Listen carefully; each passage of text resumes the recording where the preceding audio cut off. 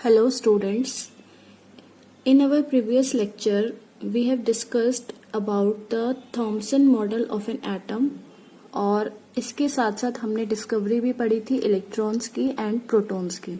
ठीक है, इसके बाद हमने पढ़ा था Thompson model of an atom, जिसमें हमने ये देखा था कि थॉमसन ने जो मॉडल दिया था उसमें उन्होंने ये बताया था कि जो एटम का अरेंजमेंट होता है वो कैसा होता है।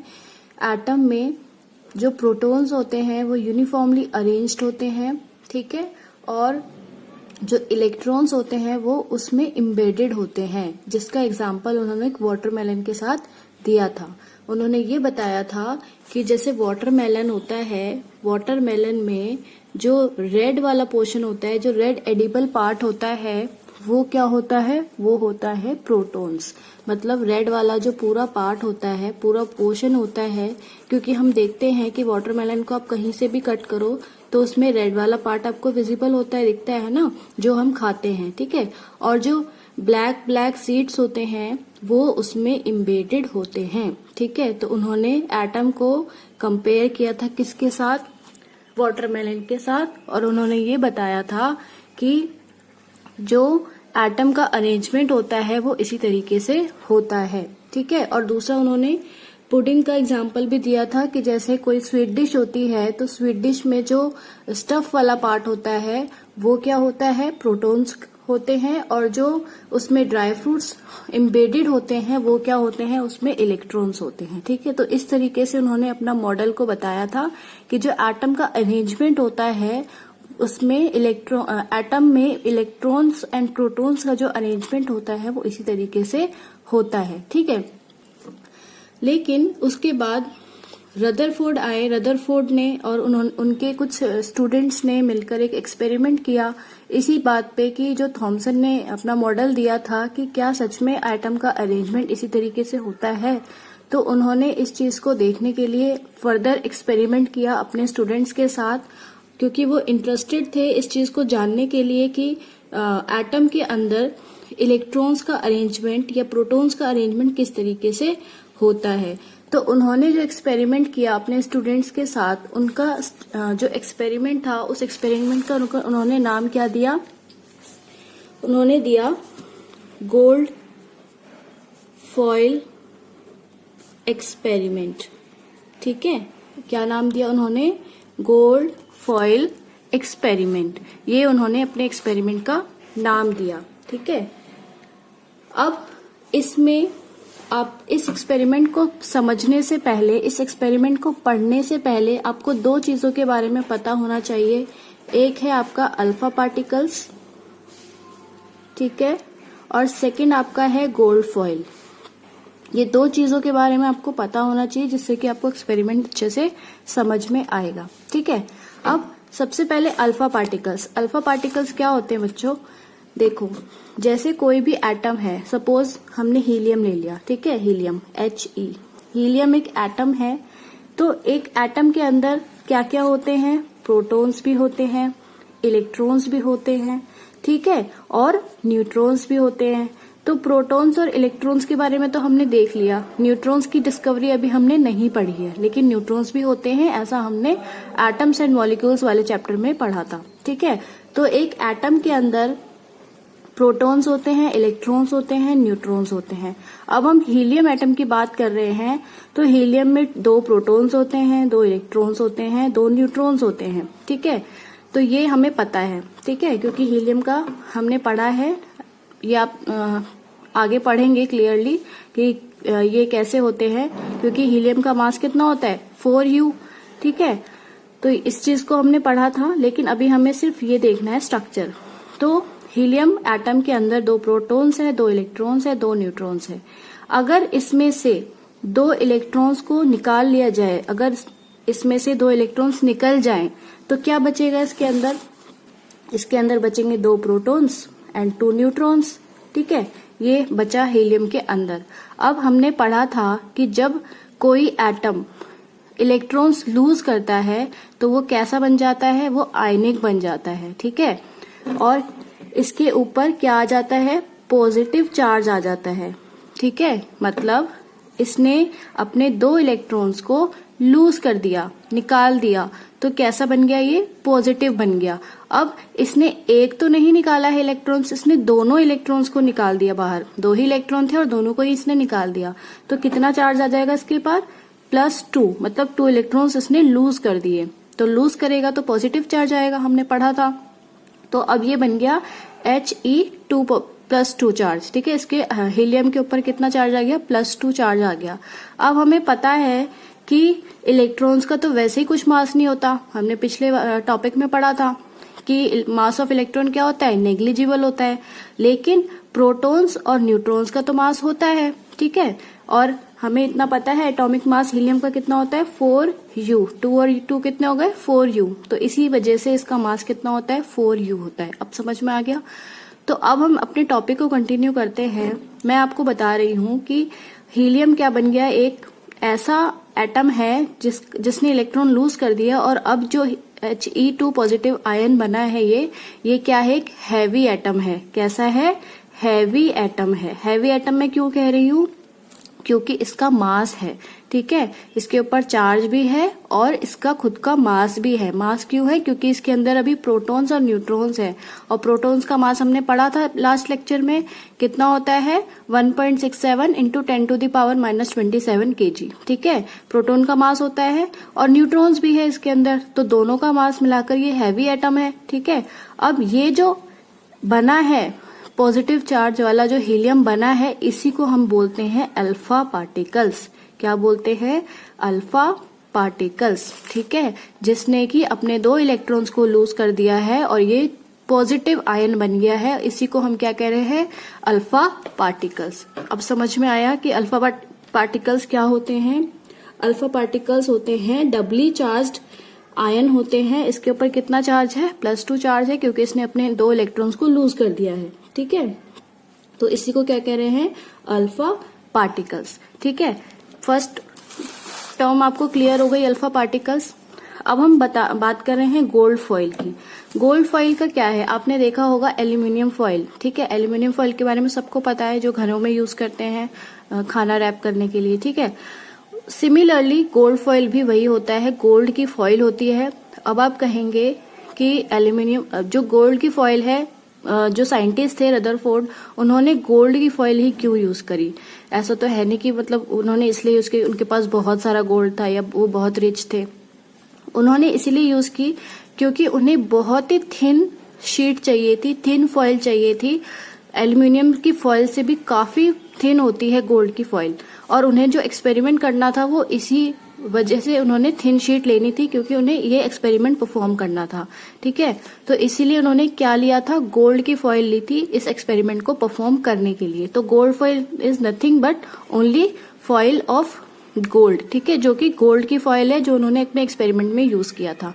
ठीक है, तो अब आपको ये समझ में आ गया कि जो हम एक्सपेरिमेंट पढ़ने जा रहे हैं उसमें एक अल्फा पार्टिकल्स का रोल है और एक गोल्ड फॉइल का रोल है। ठीक है, अब आपको एक्सपेरिमेंट अच्छे से समझ में आएगा। ठीक है, लुक स्टूडेंट्स, यहाँ पर देखो मैंने पूरा सेटअप बना दिया है। यहाँ पर जो रदरफोर्ड और उनके कुछ स्टूडेंट्स ने मिलकर जो एक्सपेरिमेंट किया था, उन्होंने क्या लिया था, यहाँ पर एक लेड बॉक्स है जिसके अंदर अल्फा पार्टिकल्स हैं। ठीक है, अल्फा पार्टिकल्स हैं, और यहाँ पर एक स्क्रीन बनाई गई है। ये स्क्रीन जो है, ये किसकी स्क्रीन है, ये जिंक सल्फाइड की स्क्रीन है। ठीक है, और यहाँ पर ये जो है, ये गोल्ड फॉइल की शीट लगाई गई है। ठीक है, जो अभी मैंने बताया आपको, गोल्ड की फॉइल, वही उसकी शीट लगाई गई है, और पीछे जो है वो स्क्रीन है, जो कि किसकी स्क्रीन बनाई गई है, जिंक सल्फाइड की स्क्रीन बनाई गई है। अब आपको याद होगा तो हमने डिस्कवरी ऑफ इलेक्ट्रॉन में पढ़ा था कि जब पार्टिकल्स निकलते हैं, इलेक्ट्रॉन्स, जब नेगेटिवली चार्ज पार्टिकल्स निकलते हैं तो वो किधर जाते हैं, पॉजिटिव इलेक्ट्रोड की तरफ जाते हैं, उसको हिट करते हैं। ठीक है, पेनिट्रेट करते हैं, और जो पीछे जो कोटिंग होती है उसको जाकर ग्लो कराते हैं। ठीक है, जिससे कि पता चलता है कि इलेक्ट्रॉन्स आए हैं या प्रोटॉन्स आए हैं। ठीक है, तो सिमिलरली उन्होंने उसी चीज को फोकस करते हुए, थॉमसन के बात को, एक्सपेरिमेंट को समझते हुए इस चीज को देखने की कोशिश की थी कि क्या सच में ऐसा है। तो उन्होंने जब इस एक्सपेरिमेंट को परफॉर्म किया तो उन्हें कुछ ऑब्जर्वेशंस मिले, और ऐसे ऑब्जर्वेशंस मिले जो बिल्कुल भी थॉमसन के मॉडल को सच नहीं कह रहा था। ठीक है, उन्हें थॉमसन के मॉडल को प्रूफ नहीं कर पा रहा था।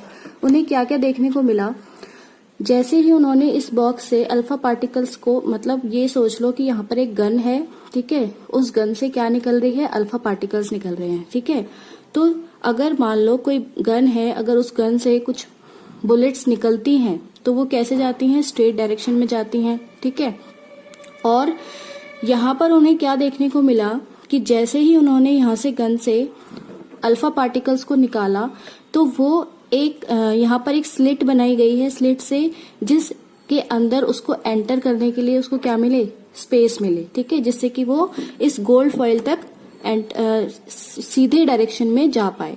ठीक है, तो जैसे ही उसने यहाँ से गन से निकाला अल्फा पार्टिकल्स को, तो उन्हें क्या देखने को मिला कि कुछ जो पार्टिकल्स हैं, कुछ जो अल्फा पार्टिकल्स हैं वो क्या हो गए, डेविएट हो गए। उनकी जो डायरेक्शन है वो क्या हो गई, डेविएट हो गई, चेंज हो गई। कुछ जो अल्फा पार्टिकल्स हैं वो उसको हिट करते हुए, उसको फाड़ते हुए, चीरते हुए बाहर निकल गए। ठीक है, उसी डायरेक्शन में, सीधे डायरेक्शन में। और कुछ में से सपोज कि अगर 12,000 अगर अल्फा पार्टिकल्स हैं, ठीक है, अगर 12,000 अल्फा पार्टिकल्स हैं तो उसमें से एक या दो क्या हो गए, बाउंस बैक हो गए, मतलब वापस उसी डायरेक्शन में आ गए। तो उन्हें देखने को ये मिला कि पार्टिकल्स या तो डेविएट हो जा रहे हैं, या तो हिट करके बाहर निकल जा रहे हैं सेम डायरेक्शन में, या फिर बाउंस बैक हो जा रहे हैं। तो उन्होंने उस थॉमसन के एक्सपेरिमेंट को गलत बताया। अब गलत क्यों बताया, क्योंकि जो थॉमसन का मॉडल था, हमने क्या पढ़ा था थॉमसन के मॉडल में, कि उन्होंने क्या बताया था कि जो एटम है, एटम में जो इलेक्ट्रॉन, जो प्रोटॉन्स हैं, उनका यूनिफॉर्म अरेंजमेंट है। यूनिफॉर्म अरेंजमेंट का मतलब कि पूरे में प्रोटॉन्स हैं, ठीक है, यूनिफॉर्मली डिस्ट्रीब्यूटेड हैं, एक जैसे स्पेस में है, मतलब ऐसा नहीं है कि यहाँ है या यहाँ है, वो पूरे में यूनिफॉर्मली डिस्ट्रीब्यूटेड है। और जो इलेक्ट्रॉन्स है वो उसके अंदर इम्बेडेड हैं। तो कोई भी अगर एटम है तो अगर इससे कोई भी पार्टिकल आके हिट करेगा, तो अगर प्रोटॉन्स है तो प्रोटॉन्स भी है, इलेक्ट्रॉन्स भी है। ठीक है, अगर नेगेटिवली चार्ज आएंगे तो या तो यहाँ पर रिपल्शन होना चाहिए या तो अट्रैक्शन होना चाहिए। ठीक है, अगर पॉजिटिव आएंगे तो रिपल्शन होना चाहिए, दूर जाना चाहिए, और अगर पॉजिटिव नेगेटिव आएंगे तो अट्रैक्शन होना चाहिए, है ना। क्योंकि अगर एटम है और एटम का स्ट्रक्चर उन्होंने जो बताया वो ऐसा है, तो यहाँ पर भी वही प्रोसीजर फॉलो होना चाहिए कि अगर हमने यहाँ पर गोल्ड की फॉइल लगाई है तो ये एक एटम है, ठीक है, एटम के अंदर प्रोटॉन्स भी होंगे, इलेक्ट्रॉन्स भी होंगे। तब जब यहाँ से कोई पार्टिकल आएगा, अल्फा पार्टिकल कैसा पार्टिकल है, पॉजिटिव है, ठीक है, तो अगर कोई पॉजिटिव पार्टिकल आएगा और यहाँ पर भी पॉजिटिव से अट्रैक्ट करेगा, तो पॉजिटिव से मिलेगा, तो क्या होगा, यहाँ पर रिपल्शन होना चाहिए। ठीक है, बट यहाँ पर रिपल्शन तो नहीं हुआ, यहाँ पर इसकी डायरेक्शन क्या हो गई, चेंज हो गई, डेविएट हो गया, फाड़ कर आगे निकल गया। ठीक है, लेकिन उन्होंने देखा कि ऐसा कुछ नहीं हुआ, जैसा थॉमसन ने बताया था कि इस एटम का स्ट्रक्चर ऐसा है, जो प्रोटॉन्स है वो यूनिफॉर्मली डिस्ट्रीब्यूटेड है। बट यहाँ पर तो ऐसा देखने को नहीं मिला, क्योंकि अगर प्रोटॉन्स यूनिफॉर्मली डिस्ट्रीब्यूटेड होते तो पॉजिटिव चार्ज अगर पॉजिटिव चार्ज के पास आता तो यहाँ पर ये बाहर तो निकलना ही नहीं चाहिए था, यहाँ से वापस चला जाना चाहिए था। लेकिन ऐसा नहीं हुआ। क्या हुआ कि यहाँ से पार्टिकल्स इसको फाड़ते हुए आगे निकल गए और आगे जाके उन्होंने अपनी डायरेक्शन को भी चेंज कर लिया, डेविएट हो गए डायरेक्शन से।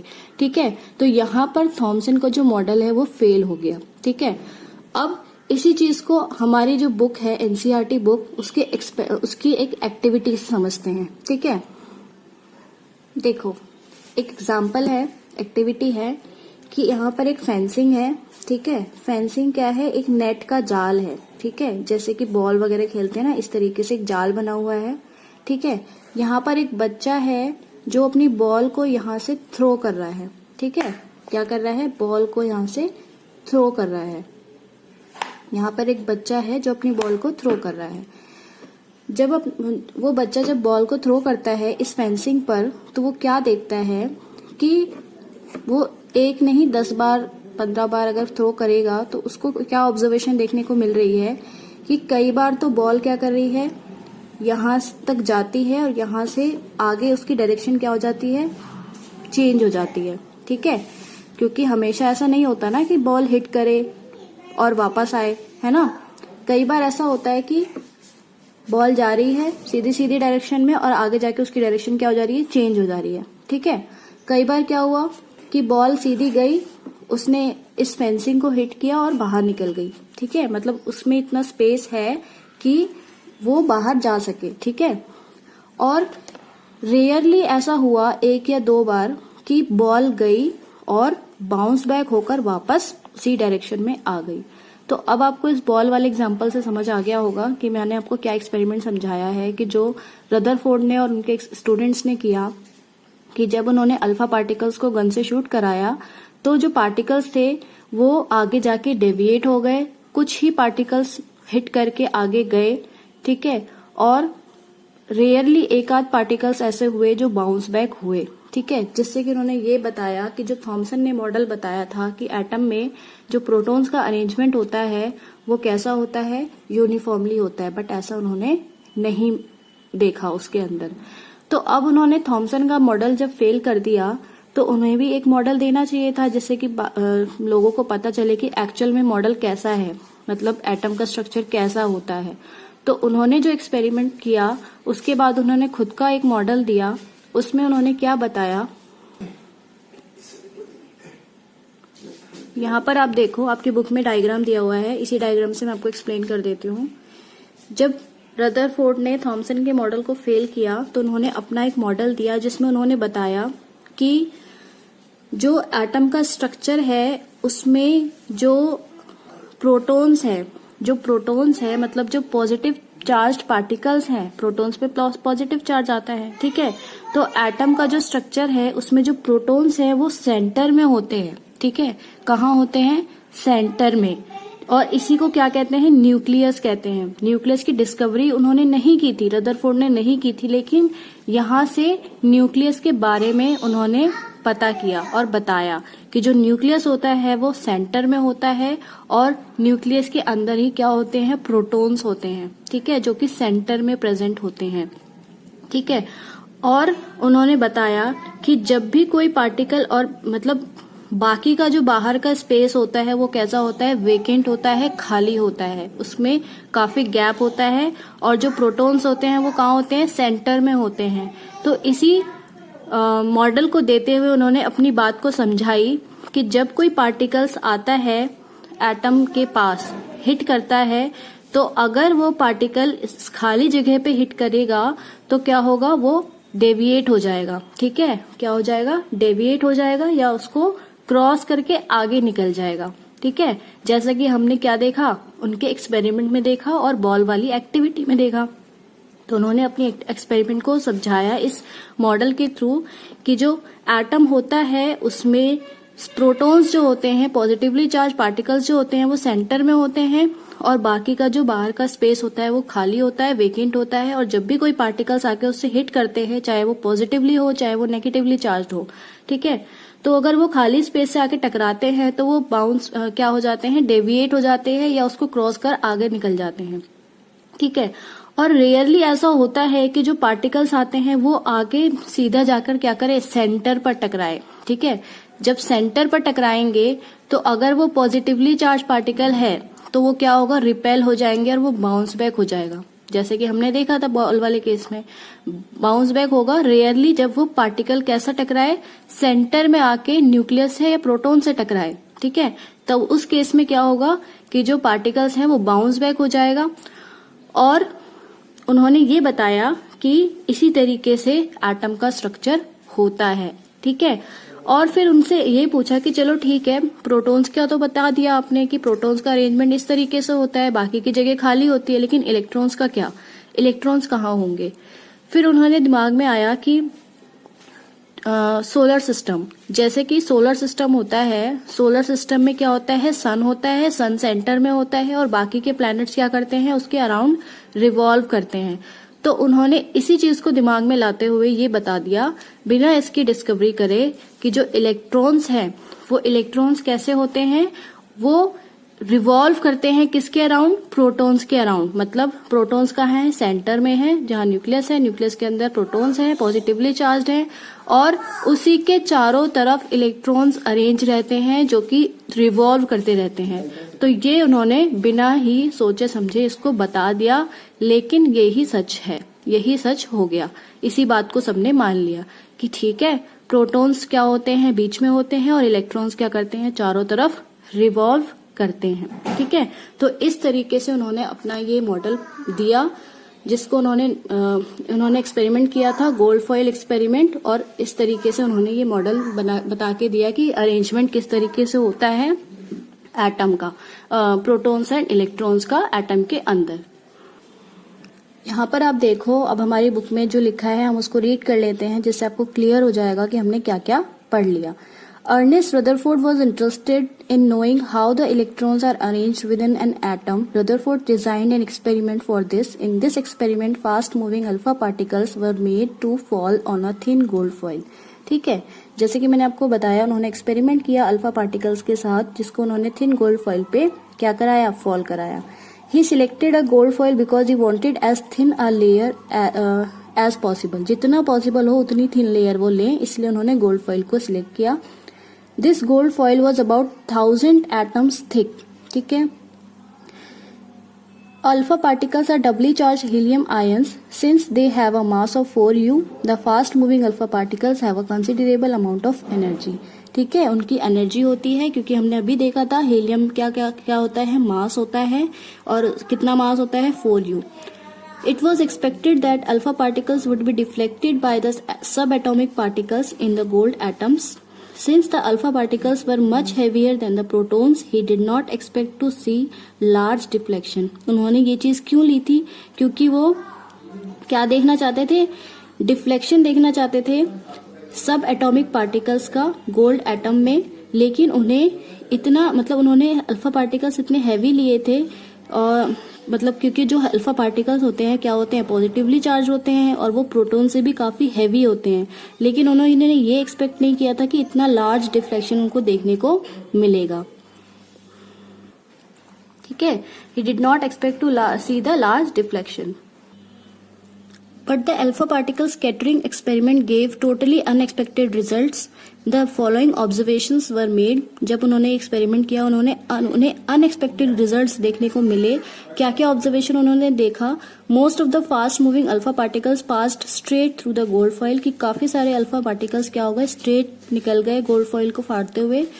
सेकेंड, उन्होंने क्या देखने को मिला, some of the alpha particles were deflected by the foil by small angles, मतलब स्मॉल एंगल्स पे वो डिफ्लेक्ट हो गए, जैसे अभी मैंने दिखाया था कि डेविएट हो गए वो। ठीक है, और surprisingly 1 out of every 12,000 particles appear to rebound. मतलब अभी मैंने बताया आपको कि 12,000 में से सरप्राइजिंगली एक पार्टिकल क्या हो गया, रीबाउंड्स देखने। In the words of Rutherford, this results was almost and incredible as if you are fire a 15-inch shell at a piece of tissue paper and it comes back and hits you. कि आपको, अगर आप इस चीज को समझोगे, वो क्या कहना चाह रहे हैं कि अगर मान लो कि एक टिश्यू पेपर की आप बॉल बना लो। ठीक है, टिश्यू पेपर की बॉल से अगर आप एक किसी 15 इंच वाले शेल को आप उस पे हिट कराओ, फायर कराओ, मान लो बुलेट है। ठीक है, अगर आप टिश्यू पेपर की बुलेट के ऊपर, सपोज यहाँ पर एक टिश्यू पेपर लिया आपने, टिश्यू पेपर की बॉल बना ली, और इस डायरेक्शन से आप बुलेट को यहाँ पर टिश्यू पेपर पे हिट करा रहे हो, तो आपको क्या लगेगा कि वो उसको हिट करके आपको वापस आके बाउंस करेगा? कभी नहीं करेगा। लेकिन उसके अंदर कुछ ऐसा जरूर है, मतलब उस एटम के अंदर कुछ ऐसा जरूर है जो कि इस बुलेट से भी हैवी है, तभी तो उससे बाउंस बैक करके वो वापस आ रहा है। तो उन्हें ये चीज देखने को मिली।